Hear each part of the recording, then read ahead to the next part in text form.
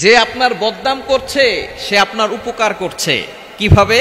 যে আপনার বদনাম করছে, পিছনে আপনার গীবত করছে, কিয়ামতের ময়দানে যখন কঠিন পরিস্থিতি হবে, তখন in the day of judgment, ওই সময়টা এই যে ব্যক্তি আপনার বদনাম করেছে, আপনার গীবত করেছে, সে আপনার আমলনামায় যে গুনাহগুলো আছে সেগুলো তার কাঁধে দিয়ে, এবং তার আমলনামায় যে সওয়াব ছিল সেগুলো আপনি নিতে পারবেন।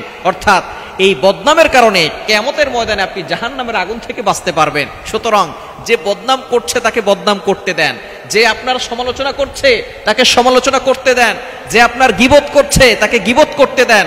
এই গীবত, এই সমালোচনা আপনাকে জাহান্নামের আযাব থেকে বাঁচাবে। সুতরাং আপনি কষ্ট পাবেন না, আপনি হতাশ হয়ে যাবেন না, আপনি মনে কখনো কষ্ট নিয়ে থাকবেন না যে অমুক আমার ব্যাপারে গীবত করলো, অমুক আমাকে নিয়ে সমালোচনা করলো, অমুক আমাকে নিয়ে বদনাম করলো। এভাবে কখনো কষ্ট পাবেন না। তারা আপনার সমালোচনা করে, আপনার গীবত করে, আপনার বদনাম করে আপনার সম্মান বাড়াচ্ছে এবং আপনাকে জাহান্নামের আগুন থেকে বাঁচাচ্ছে।